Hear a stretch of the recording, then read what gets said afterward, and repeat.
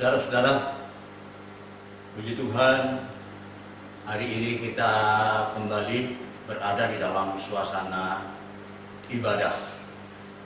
Dan ibadah kita hari ini berkenaan juga dengan memperingati turunnya Roh Kudus. Saudara, di dalam suasana ibadah memperingati hari turunnya Roh Kudus, maka saya mengambil satu tema khotbah saya, yaitu karya Roh Kudus di dalam kehidupan orang yang percaya. Nah, karya Roh Kudus ini artinya adalah pekerjaan Roh Kudus. Apa yang dikerjakan oleh Roh Kudus, ya. Nah, saudaraku, pentingkah kita mengetahui ya karyanya itu? Oh, sungguh sangat penting, saudara ya. Kita tidak hanya tahu dan tidak hanya mengenal saja yang namanya Roh Kudus, tetapi kita harus pahami benar bagaimana Roh Kudus itu dan karyanya dalam kehidupan setiap orang yang percaya. Kita tidak hanya sekedar tahu, mengenal bahwa Roh Kudus itu ada. Nah, saudara, pengalaman saya ketika saya dulu awal-awal di dalam pelayanan, saya nyambi, saudara ya. Nyambi itu artinya sementara saya melayani, saya masih bekerja secara duniawi. Dan pekerjaan saya itu adalah sebagai tukang foto keliling. Ya, keliling ke kampung-kampung, ke perumahan, ya, di mana banyak pembantu-pembantu yang dari luar kota. Itu banyak mereka yang suka foto, saudara. Karena kalau mereka tidak bisa pulang, mereka bisa kirimkan fotonya. Waduh, laris sekali saya, ya. Dan kemudian saya ke proyek-proyek tempat bangunan-bangunan itu. Nah, saya kenal sama seorang mandor dari salah satu proyek di situ. Nah, satu hari, biasanya hari Sabtu itu saya datang untuk kasihkan fotonya, karena hari Sabtu itu mereka kajian. Tiba-tiba si mandor ini bilang sama saya begini, Pak, tolong Pak, uang saya kelebihan, apa itu bahasa katut itu ya. Nah, uang saya kelebihan pada karyawan saya dan mereka sedang berangkat pulang. Tolong Pak, saya pinjam sepeda motornya Pak. Sepeda motor saya mau dipinjam. Wah, ya jangan untuk kerja. Saya bilang, demi Roh Kudus Pak, demi Roh Kudus. Hebat juga orang ini. Padahal dia orang Bali. Ya, demi Roh Kudus Pak. Dia kenal dengan namanya Roh Kudus itu. Tetapi hanya sekedar kenal. Nah, kita sebagai orang percaya, kita tidak hanya sekedar kenal, saudara ya, tetapi kita harus memahami karyanya. Kita harus memahami pekerjaannya. Ya, karya Roh Kudus itu sesungguhnya sangat penting. Sama pentingnya dengan perintah Tuhan Yesus. Ya, yang dikatakan di dalam Kisah Rasul pasal 1 ayat 4 sampai yang kelima. Ya, Kisah Rasul pasal 1 ayat 4 sampai 5. Pada suatu hari ketika Yesus itu makan bersama-sama dengan murid-muridnya, Yesus melarang mereka untuk meninggalkan Yerusalem. Jangan tinggalkan Yerusalem. Dan menyuruh mereka tinggal di situ, tinggal Yerusalem itu dengan satu tujuan, untuk menantikan janji Bapa. Jangan kamu tinggalkan Yerusalem ya. Ini sebelum Tuhan Yesus naik ke surga, tunggu dan nantikan janji Bapa. Karena dengan demikian saya katakan, telah kamu dengar daripadaku. Sebab Yohanes itu membaptis dengan air, tetapi tidak lama lagi kamu akan dibaptis dengan Roh Kudus. Saudara, satu pernyataan dari Tuhan, tidak lama lagi kamu akan dibaptis dengan Roh Kudus. Saudara, kalau tidak penting, tidak mungkin Yesus itu melarang pergi. Kalau tidak penting, tidak mungkin Tuhan Yesus mereka menyuruh menunggu datangnya Roh Kudus. Ya, kenapa saudara? Karena di dalam Kisah Rasul pasal 1 ayat 8 dan 9 di situ dikatakan, tetapi kamu akan menerima kuasa, ya, menerima kuasa, menerima kemampuan, menerima kekuatan kalau Roh Kudus itu turun ke atas kamu, dan kamu akan menjadi saksiku di Yerusalem, di seluruh Yudea dan di Samaria dan sampai ke ujung bumi. Haleluya. Ya saudara, jadi ketika Yesus sebelum naik ke surga, dia berpesan, jangan tinggalkan Yerusalem, karena kamu akan dilengkapi dengan kuasa. Ya, dan kamu akan jadi saksiku mulai dari Yerusalem, Yudea, Samaria sampai ke ujung bumi. Dan Alkitab mengatakan, sesudah ia mengatakan demikian, maka terangkatlah, disaksikan oleh mereka, dan awan-awan menutupi mereka. Haleluya. Nah saudara, betapa pentingnya Roh Kudus. Sebelum dia naik ke surga sudah dipesankan. Nah, untuk apa Roh Kudus itu diberikan, saudaraku? Ya, untuk apa? Ya, sesungguhnya Roh Kudus itu diberikan untuk menolong kita. Ya, untuk menolong kita. Sebab di dalam Yohanes pasal 14 ayat 16 dikatakan di sana, aku akan minta kepada Bapa, dan ia akan memberikan kepadamu seorang penolong yang lain, supaya ia menyertai kamu selama-lamanya. Haleluya. Saudara, Roh Kudus memang diberikan untuk menolong kita. Karena apa? Setelah Tuhan Yesus naik ke surga, ketika murid-murid sudah ditinggal oleh murid-muridnya, pasti mereka mempunyai pemikiran, siapa yang tertolong saya? Karena pengalaman-pengalaman yang mereka rasakan selama bersama-sama dengan Yesus. Tatkala mereka dalam kesulitan di tengah badai, maka Tuhan Yesus sanggup menolongnya karena Yesus beserta dengan mereka. Tatkala mereka sedang kelaparan, maka 5.000 orang disediakan makanan oleh Tuhan dengan secara ajaib. Tetapi kalau Yesus sudah pergi, siapa yang akan tolong? Nah, itulah sebab Tuhan Yesus berkata, apa akan minta kepada Bapa, dan ia akan memberikan kepadamu seorang penolong yang lain, supaya ia menyertai kamu tidak sehari 2 hari, tetapi selama-lamanya. Haleluya. Saudara, Roh Kudus memang diberikan bagi kita sebagai penolong. Sebab itu Roh Kudus dikatakan juga sebagai Roh penolong. Tetapi tidak cukup sampai di situ, saudara. Lebih dari itu, Roh Kudus diberikan kepada kita supaya kita bisa menjadi berkat bagi orang lain, supaya kita menjadi saksinya, ya. Supaya kita menjadi saksi Kristus.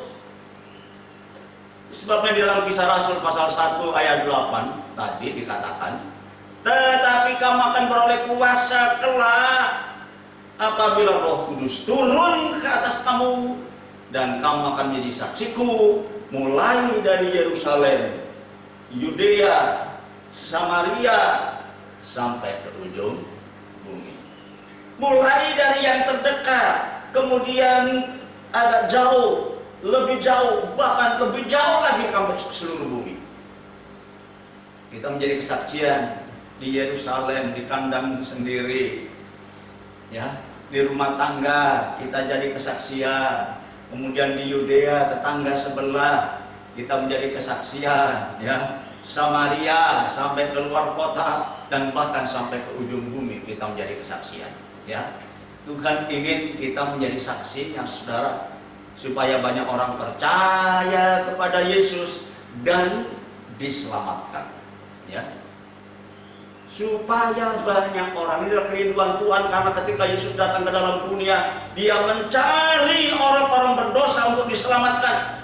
Dan ketika Dia naik ke surga, maka misi itu diserahkan kepada setiap orang yang sudah percaya, supaya kita melanjutkan pekerjaan Tuhan. Pergilah kamu ke seluruh bumi, jadikan sekalian bangsa muridku, baptiskan mereka dengan nama Bapa, Anak, dan Roh Kudus, dan ajarlah mereka dengan apa yang sudah kuajarkan kepadamu. Ya saudara, sebenarnya kita punya tanggung jawab sekarang. Setelah kita menjadi orang percaya, kita tidak hanya sekedar percaya, kita punya tanggung jawab. Kita diperintahkan untuk menjadi saksinya Tuhan, menceritakan tentang keajaiban Tuhan, menceritakan tentang kemurahan Tuhan, menceritakan segala perkara yang Tuhan kerjakan yang sudah menjadi pengalaman hidup kita. Kita harus jadi saksinya. Tapi tunggu dulu, kesaksian bagaimana yang harus kita saksikan? Memang Tuhan sudah melengkapi kita dengan kuasa Roh Kudus, tetapi apa yang kita saksikan? Nah, jangan salah bersaksi, saudara. Banyak orang Kristen salah dalam bersaksi untuk membawa orang lain datang kepada Yesus, bertobat, menerima keselamatan. Banyak mereka salah, apa yang dia saksikan bukan seperti yang diajarkan oleh Tuhan, tetapi hanya pengalaman hidupnya yang sepele saja, saudara. Hidup diberkati, kamu ikut Tuhan saja ya, supaya kamu diberkati nanti daripada kamu hidup miskin, ya. Sebab kalau kamu menjadi kaya, itu berarti Tuhan memberkati kamu, ya. Nah, sebab itu kemudian banyak saudara yang punya kesimpulan, ya, kalau gereja itu tetap kecil, gereja itu pendetanya tetap miskin, berarti dia tidak diberkati Tuhan. Bukan ukuran itu, saudara, ya. Apa kalau suatu gereja yang besar itu benar-benar diberkati sesuai dengan apa yang Tuhan kehendaki? Belum tentu. Ya. Apa yang kita saksikan? Jangan kita salah, saudara. Ya, seringkali kita bersaksi hanya perkara-perkara duniawi yang semakin hari semakin berubah, semakin berkembang. Oh, bukan.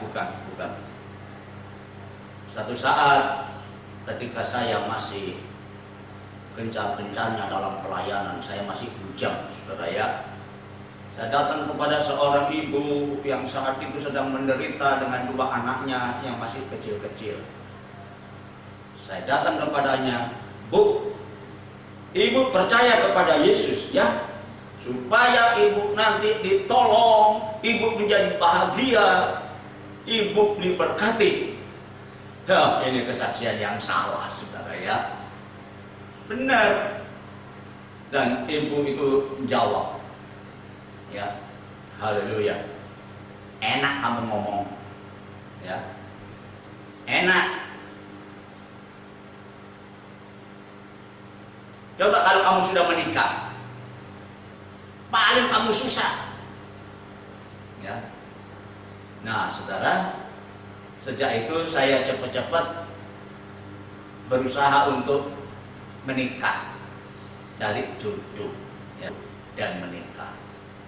Saya ingin menjadi kesaksian. Aduh, itu keliru banget, saudara, ya, keliru.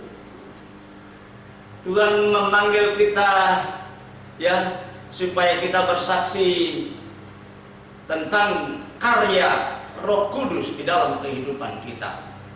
Nah, karya Roh Kudus yang bagaimana yang harus kita saksikan? Itu yang harus menjadi pertanyaan bagi kita, ya. Banyak hal yang dikerjakan oleh Roh Kudus, tetapi hari ini saya ingin menyampaikan sebagian saja, ya. Karena bagian ini yang paling vital sesungguhnya untuk kita bisa menjadi saksinya Tuhan. Kalau hal-hal yang akan saya sampaikan ini tidak menjadi bagian dalam hidup kita, kita tidak akan pernah menjadi saksinya Tuhan. Ya, padahal kerinduan Tuhan tatkala kita sudah percaya kepadanya, pergilah kamu, beritakan Injil ini, kamu akan beroleh kuasa kelak, dan kamu akan menjadi saksiku. Itu tujuannya. Tetapi jangan salah apa yang kita saksikan, saudara. Yang kita saksikan adalah karya Roh Kudus di dalam kehidupan kita ini. Ya, haleluya. Apa karya Roh Kudus itu? Yang pertama, karya Roh Kudus itu adalah menginsafkan manusia tentang dosa. Menginsafkan, menyadarkan manusia tentang dosa. Ya. Sudah banyak orang nggak sadar kalau dirinya itu adalah orang berdosa. Ya. Di dalam Yohanes pasal 16 ayat yang ke-7 dan 8 dikatakan, namun benar yang kukatakan ini kepadamu adalah lebih berguna, lebih baik bagi kamu kalau aku ini pergi. Sebab jikalau aku tidak pergi, penghibur itu tidak akan datang kepadamu. Tetapi jikalau aku pergi, kata Tuhan, aku akan mengutus dia kepadamu. Nah, Tuhan Yesus, kalau dia tetap masih ada di bumi, Roh Kudus itu tidak akan pernah turun. Sebab itu dia berkata, berguna kalau aku pergi, sebab kalau aku pergi, maka Roh Kudus itu akan turun. Dan kalau ia datang kepadamu, dia akan menginsafkan dunia, ya. Dan kalau ia datang, ia akan menginsafkan dunia akan pertama dosa, kedua kebenaran, dan ketiga penghakiman. Saudara, kita perhatikan di sini bahwa Roh Kudus datang untuk menyadarkan manusia tentang dosa. Kalau kita ingin menjadi kesaksian bagi kemuliaan Tuhan sesuai dengan kehendaknya, maka yang pertama kita harus sadar bahwa manusia ini sesungguhnya berdosa. Dan kita perlu sadar, ya, kita harus sadar lebih dulu bahwa kita adalah orang berdosa. Dan dosa itu memang dimunculkan oleh satu orang.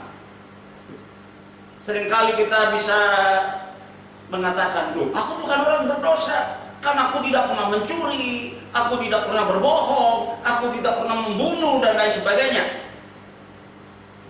Saudara, Alkitab mengatakan oleh sebab seorang, maka dosa itu sudah menjalar ke semua manusia. Ya, oleh sebab satu orang.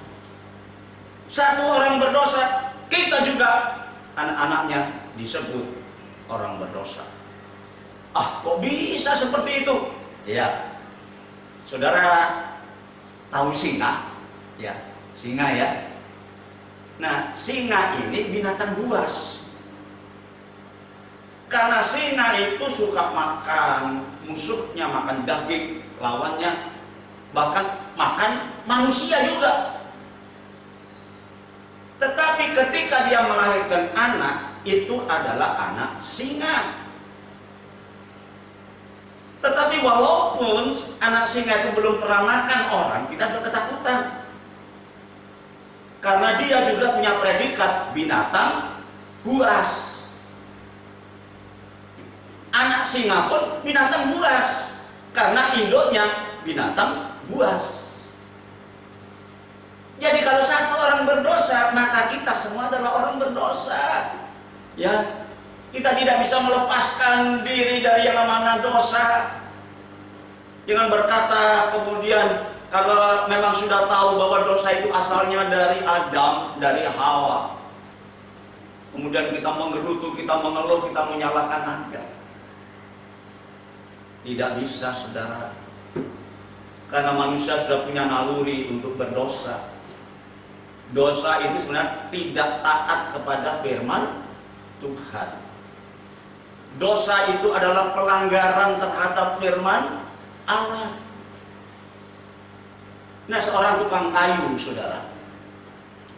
Seorang tukang kayu, dia mengeluh karena pekerjaannya terlalu berat, tiap hari gergaji, tiap hari dia pasrah itu kayu, ya. Dan itu memang pekerjaan sebagai tukang kayu saya sangat hindari, saudara. Ya, saya nggak mau. Ketika bangun gereja di sini, saya ikut berkecimpung di dalam pekerjaan itu, tapi saya tidak mengambil bagian dari kayu, tapi dari batu. Aduk semen, pasang bata, ya. Tapi untuk kayu saya hindari, karena memang kayu itu berat, saudara. Begitu gergaji, kalau tersendat, aduh, lengan sini sakit. Pasrah, kalau tersendat juga sakit. Saya hindari. Sebab itu tidak salah kalau tukang kayu itu mengeluh. Ini gara-gara Bapak Adam ini. Kalau Bapak Adam dan Ibu Hawa tidak berdosa, pasti saya tidak akan mengalami penderitaan semacam ini. Tiap hari menggerutu, tiap hari menggerutu. Sampai pada satu saat, seorang pendeta lewat, dengar gerutuan dari si tukang kayu ini. Dia berkata, ada apa, Pak? Kok menggerutu terus? Iya, Pak, pendeta, ini gara-gara Bapak Adam dan Ibu Hawa. Kalau dia tidak berdosa, saya tidak akan pernah menderita sengsara seperti sekarang ini. Oh, jadi Bapak nggak mau menderita? Iya benar, secara akal sehat saya nggak mau menderita. Baiklah, kalau begitu mulai sekarang Bapak benahi semua dan ikutlah ke rumah saya. Bapak di sana tidur, saya siapkan kamar. Nanti makan sepuasnya, nggak usah bayar. Ya, pokoknya nikmati saja, ya. Nikmati saja apa yang saya sudah persiapkan. Nanti makan bersama-sama dengan saya. Wah, kaget sini tukang kayu. Benar? Iya, Pak. Saya berkata benar. Nah, kemudian dimenailah semua perkakas-perkakasnya dan dia mulai ikut ke rumah si tukang kayu. Ke rumah pendeta, ya. Nah, dan apa yang terjadi di rumah pendeta itu memang dia dilayani dengan luar biasa. Ya, kamar mandinya bagus, tempat tidurnya bagus. Ketika makan, wow, di meja itu banyak makanan dan makan bareng dengan pendeta ini. Ya, ketika mau makan diajak berdoa dulu. Ya, berjalan beberapa waktu dan kemudian satu hari si pendeta ini bilang begini, Pak, maaf ya, hari ini saya tidak bisa menemani Bapak makan.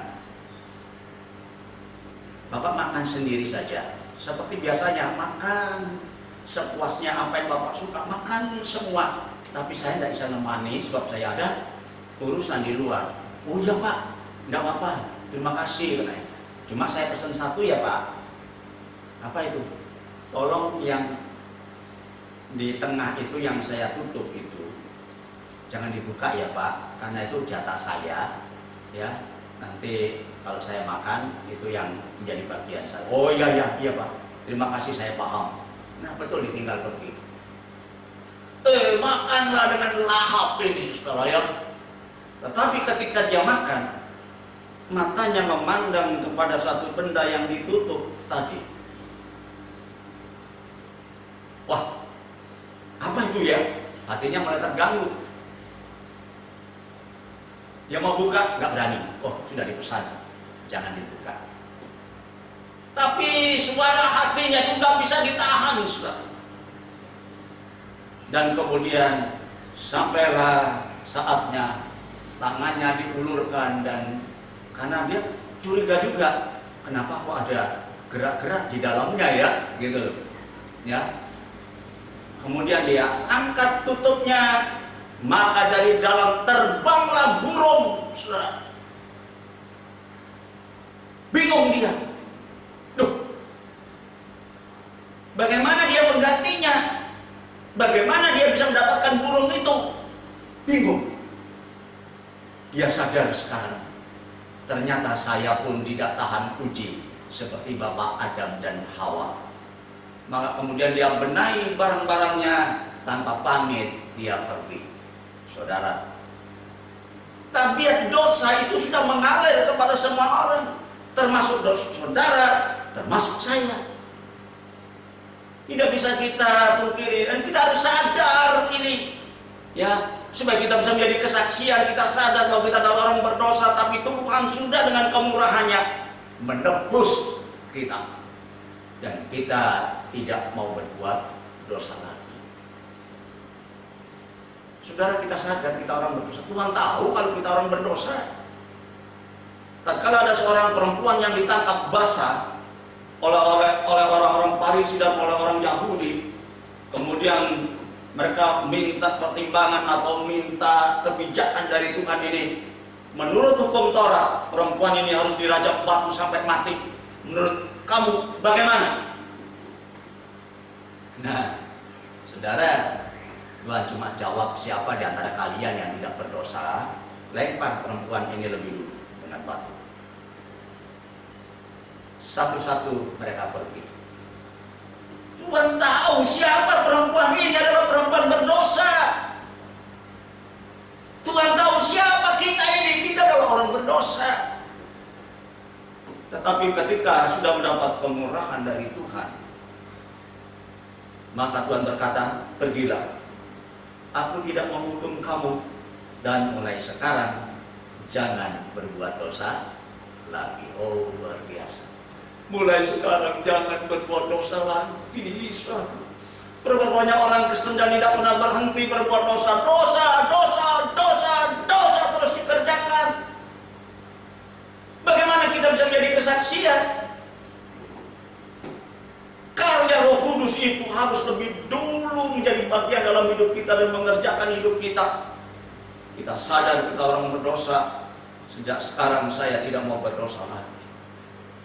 Kalau kita ingin menjadi kesaksian yang luar biasa, yang dahsyat bagi Tuhan, kita harus lepas dari ikatan dosa. Ya saudaraku, haleluya. Saudara, kita sebenarnya bangsa yang terbuang, tetapi Alkitab mengatakan kamulah bangsa yang terpilih. Siapa sih kita ini sebenarnya? Ya, saudara, siapa kita ini? Tetapi Alkitab mengatakan kamulah bangsa yang terpilih. Itu di dalam 1 Petrus pasal 2 ayat 9. Kamulah bangsa yang terpilih, imamat yang rajani, bangsa yang kudus, umat kepunyaan Allah sendiri. Oh, luar biasa saudara. Orang berdosa seperti kita ternyata mendapat kesempatan untuk dipilih oleh Tuhan. Saudara, sebenarnya bangsa pilihan itu bukan orang-orang kafir seperti kita ini, bukan. Bangsa pilihan itu sebenarnya adalah bangsa Israel.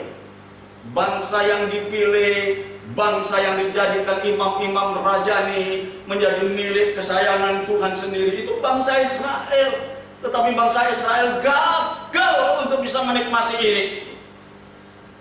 Padahal janji itu sudah diberikan kepada mereka. Ya, di dalam Keluaran pasal 19 ayat 5 dan 6 dikatakan, jadi sekarang jika kamu sungguh-sungguh mendengarkan firman-Ku, kata Tuhan, dan berpegang pada perjanjian-Ku, maka kamu akan menjadi harta kesayangan-Ku. Oh, luar biasa saudara ya.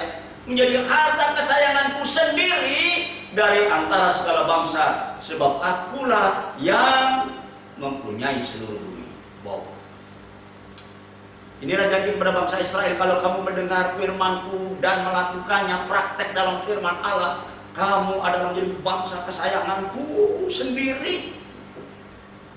Dan kamu akan menjadi bagiku kerajaan imam, imam-imam yang rajani, dan bangsa yang kudus.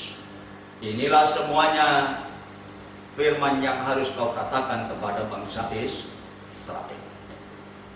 Jadi sebenarnya janji untuk menjadi orang pilihan, janji untuk menjadi milik kesayangan, janji untuk menjadi imam-imam yang rajani, itu arahnya kepada bangsa Israel, bukan kita. Kita ini apa? Tetapi coba bayangkan, ya, Israel ternyata menolak. Di dalam Hosea pasal 4 ayat 6, di situ dikatakan umatku, umat Tuhan itu bangsa Israel, umatku binasa karena tidak mengenal aku.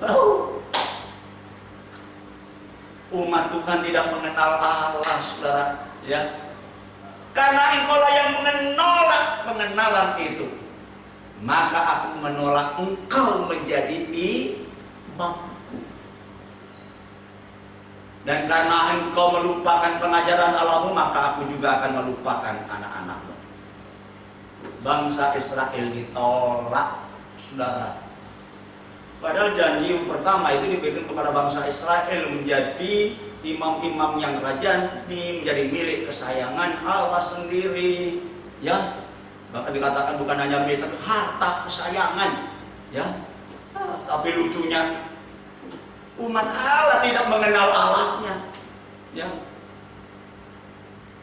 Karena engkau tidak mengenal aku, dalam arti tidak mau menerima Allah dan dia menolak Allah. Saudara, mereka masih ingin hidup berkanjang menurut kemauannya sendiri, padahal Allah telah memilih. Nah, saudara, bagaimana dengan kita? Tapi ternyata kemurahan itu berlaku atas kita semua, ya. Kita yang percaya kepada Tuhan mendapatkan satu hal yang paling istimewa, saudaraku, ya. Di dalam Wahyu pasal 1 ayat 5 dan 6 dikatakan, dan dari Yesus Kristus saksi yang setia, yang pertama bangkit dari antara orang mati dan yang berkuasa raja-raja di bumi. Bagi Dia yang sudah mengasihi kita dan yang telah melepaskan kita dari dosa oleh darahnya. Oh, Dia melepaskan kita oleh darahnya ketika Dia mati di atas kayu salib. Saudaraku, dosa kita diampuni. Dan ayat selanjutnya mengatakan, dan yang telah membuat kita menjadi suatu kerajaan, menjadi imam-imam bagi Allah Bapaknya, bagi Dialah kemuliaan dan kuasa sampai selama-lamanya. Amin. Luar biasa, kita yang bukan bangsa pilihan ternyata menjadi bangsa pilihan. Kita yang tidak layak menghampiri Allah ternyata jadikan imam-imam yang rajani, yang layak menghampiri dan melayani Allah. Haleluya. Saudara, luar biasa kasih Tuhan, ya. Sebab itulah saudara, kita mesti menyadari, ya, bahwa kita adalah orang berdosa, tetapi Tuhan sudah memanggil kita, ya. Dikatakan kembali kepada 1 Petrus pasal 2 ayat 9 tadi. Tetapi kamulah bangsa yang terpilih, ya, imamat yang rajani, bangsa yang kudus, umat kepunyaan Allah sendiri. Nah, kalau kita sudah ditempatkan dalam posisi ini, untuk apa posisi itu, saudara? Ya, ayat selanjutnya mengatakan, supaya kamu pergi memberitakan perbuatan-perbuatan yang besar dari Dia yang telah memanggil kamu keluar dari kegelapan menuju kepada terangnya yang ajaib. Inilah saudara, kita akan baru bisa menjadi saksi Tuhan ketika kita keluar dari kegelapan dan menuju terangnya yang ajaib. Ini yang kita saksikan, saudara. Kamu akan menjadi saksiku. Saksi yang bagaimana? Saksikan perbuatan Tuhan yang besar, yang sudah mengeluarkan kamu dari gelap menuju terangnya yang ajaib. Jadi yang pertama di sini kita tahu, saudara, kita harus sadar Roh Kudus itu diberikan dan karyanya adalah menyadarkan kita bahwa kita adalah orang berdosa, tetapi yang sudah diperbaharui oleh Tuhan. Haleluya. Nah, saudara, ini yang kita saksikan, kehidupan yang sudah lepas dari dosa. Ya. Haleluya, tidak seperti dulu lagi. Ya. Cari foto di atas sekarang, lain dulu, lain sekarang, beda, saudara. Dulu saya orang berdosa, tetapi sekarang saya sadar. Ya, haleluya. Aku emoh koyo biyen maneh.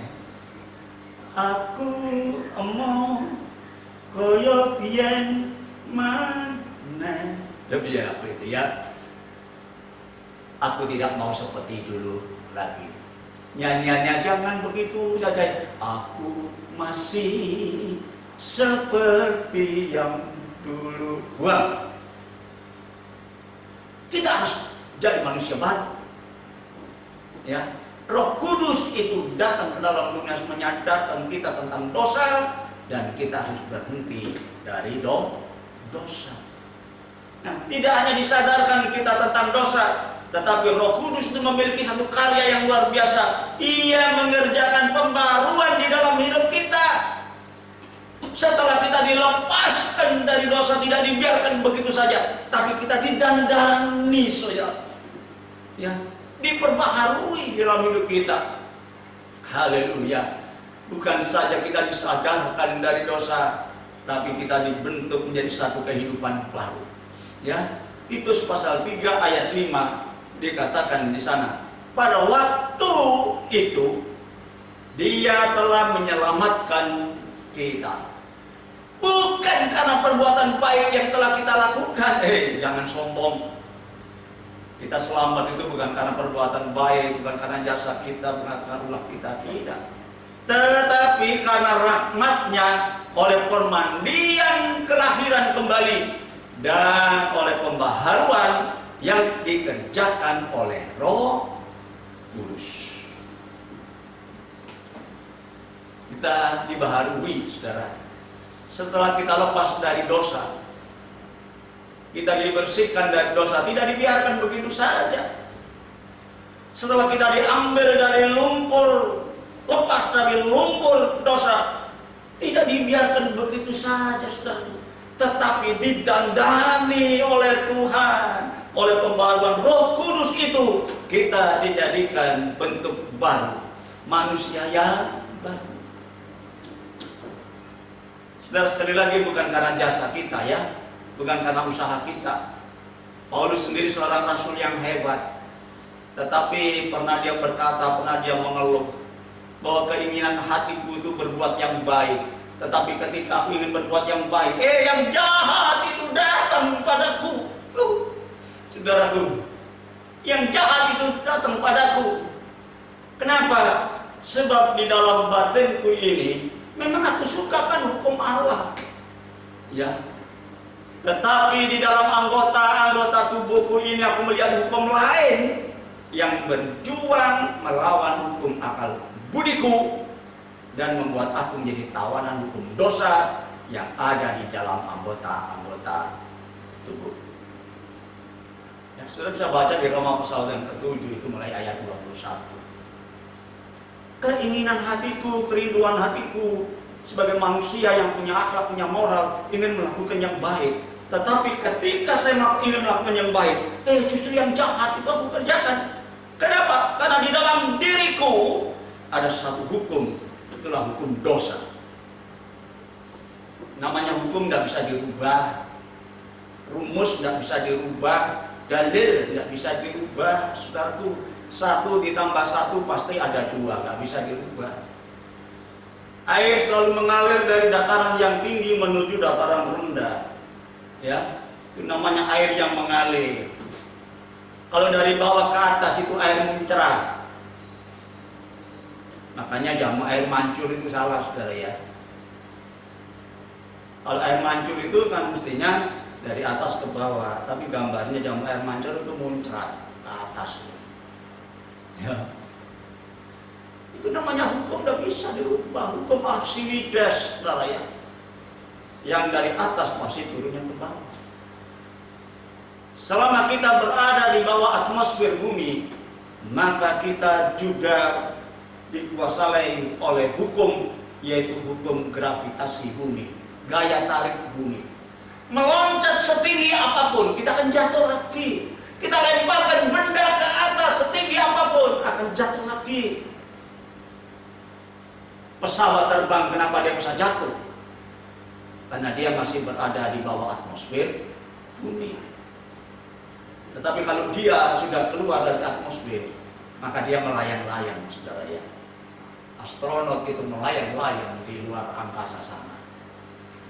Saudara, ada hukum. Ketika aku ingin berbuat yang baik, tetapi yang jahat itu aku kerjakan. Kenapa? Karena dalam diriku ada hukum yang mengikat, itulah hukum dosa. Dan dia berkata, aku manusia celaka. Siapa yang akan bisa melepaskan aku dari tubuh maut ini? Saudara, tidak ada seorang pun yang bisa membebaskan kita, tetapi darah Yesus Kristus, ya. Itulah yang bekerja atas hidup kita, sampai Paulus berkata kemudian tetapi syukur kepada Allah oleh Yesus Kristus Tuhan kita. Ya saudara, Roh Kudus datang, karyanya yang pertama menyadarkan kita tentang dosa, tetapi yang kedua mengadakan pembaruan. Pembaharuan itu artinya perombakan, saudara. Dirombak, ya, yang lama hilang maka muncul yang baru, ya. Diperbaharui, didandani, dibentuk lagi menjadi baru. Hidup lama kita harus berlalu, muncul satu kehidupan baru dan menjadi kesaksian, ya, bukan menjadi batu sandungan, saudara, ya. Bukan hanya soal paham Alkitab, walaupun kita sesungguhnya harus paham, harus mengerti. Tetapi itu bukan satu-satunya supaya kita bisa menjadi kesaksian, ya. Tetapi kehidupan yang sudah dirubah, ya, sudah dirubah. Nah, saudaraku, Tuhan Yesus pernah mengecam orang Farisi, ya. Di dalam Matius pasal 15 ayat 7 dan sampai 9 dikatakan, "Hei orang-orang munafik, benarlah nubuat Yesaya tentang kamu itu. Bangsa ini memuliakan aku hanya dengan bibirnya, dengan mulutnya, padahal hatinya jauh daripadaku. Percuma mereka beribadah kepadaku, sedangkan ajaran yang mereka ajarkan ialah perintah manusia." Ya. Baiklah, saudaraku, nasihat dari Tuhan Yesus kepada murid-muridnya dalam Matius pasal 23 ayat 3 dikatakan di sana, ahli-ahli Taurat, kamu tahu ya, dan orang-orang Farisi itu telah menduduki kursi Musa. Menyatakan diri sebagai seorang hamba Allah. Sebab itu turutilah dan lakukanlah segala sesuatu yang mereka ajarkan kepadamu. Apa yang diajarkan turuti. Tetapi janganlah kamu turuti perbuatan-perbuatan mereka, karena mereka mengajarkannya tetapi tidak melakukannya. Saudara, banyak orang seperti ini ya, saudara. Jarkoni, iso ngajar gak iso melakoni. Nah, kita tidak harus demikian, saudara. Kalau kita menjadi saksi Tuhan, kita memiliki hidup harus didandani, harus dibaharui, ya. Sebab itu firman Allah di dalam 2 Korintus pasal 5 ayat 17 dikatakan di sana, ya, barang siapa yang sudah ada di dalam Kristus, Dia harus menjadi ciptaan yang baru. Yang lama sudah hilang, yang baru muncul. Haleluya. Yang lama hidup kita, sudah tidak dikenali lagi sama orang. Tetapi yang baru muncul dengan perangai-perangai baru, dengan sikap-sikap baru, ya, dengan cara hidup kita, sepak terjang kita yang baru. Sampai orang jadi heran, kok bisa jadi seperti itu ya? Apa resepnya? Nah, saudara, tanpa kita berkata-kata, ketika orang melihat perbuatan kita yang sudah keluar dari gelap menuju terangnya yang ajaib, maka kita menjadi kesaksian. Mungkin kita tidak pandai berkata-kata, ya, tetapi orang melihat kesaksian hidup kita, saudara. Kita sudah menjadi manusia yang sudah diubah menjadi satu kehidupan yang baru. Ya, kalau kita ingin menjadi saksi Tuhan, yang pertama, sadarilah kita adalah orang berdosa dan kita berhenti dari dosa. Dan yang kedua adalah kita didandani, kita diperbaharui oleh karya Roh Kudus ini, membarui hidup kita sehingga kita benar-benar menjadi manusia baru. Yang lama sudah hilang, yang baru itu yang terbit, yang muncul. Haleluya. Dan yang ketiga, karya Roh Kudus itu adalah memimpin kita kepada kebenaran, ya. Memimpin itu artinya mengendalikan. Jadi hidup kita dikendalikan oleh firman Allah. Melangkah, bertindak tidak menurut kemauan sendiri, tetapi menyerahkan pada pimpinan Roh Kudus. Ya, Roh Kudus itu akan memimpin kita kepada kebenaran. Nah, di dalam Yohanes pasal 16 ayat yang ke-13 di situ dikatakan, tetapi apabila Ia datang, yaitu Roh kebenaran, Ia akan memimpin kamu ke dalam seluruh kebenaran. Roh Kudus kalau datang, Dia akan memimpin, memapah kita, saudara, ke arah kebenaran. Ya. Sebab Ia tidak akan berkata-kata dari dirinya sendiri, tetapi segala sesuatu yang sudah didengarnya itulah yang akan dikatakannya, dan Dia akan memberitakan kepadamu hal-hal yang akan datang. Jadi Roh Kudus datang, karyanya harus kita menikmati, saudaraku, menyadarkan kita bahwa kita adalah orang berdosa, dan kemudian memperbaharui hidup kita sehingga kita menjadi satu penampilan yang baru, keluar dari kegelapan menuju terangnya yang ajaib, yang layak menjadi saksinya Tuhan. Dan yang ketiga adalah memimpin kita kepada kebenaran. Ya, bukan hanya fasih, maaf ya saudara, fasih menggunakan bahasa roh. Saya seringkali berdoa juga menggunakan bahasa lidah, bahasa roh, saudara ya. Tetapi bukan itu merupakan satu jaminan bahwa hidup kita benar-benar berkenan kepada Allah, sampai kemudian kita berjuang supaya bisa berkata-kata dengan bahasa roh, sampai ada sekolah, ada kursus bahasa roh dan lain sebagainya. Bukan. Tetapi yang benar kalau kita menjadi kesaksian, hidup yang dikendalikan oleh kebenaran, karena Roh Kudus yang bekerja dalam hidup kita, dan kebenaran itu tidak ada lain adalah firman Tuhan. Ya, karena di dalam firman Allah, di dalam Yohanes pasal 17 ayat 17 dikatakan, kuduskanlah mereka di dalam kebenaran, dan firman-Mu, perkataanmu itu adalah kebenaran.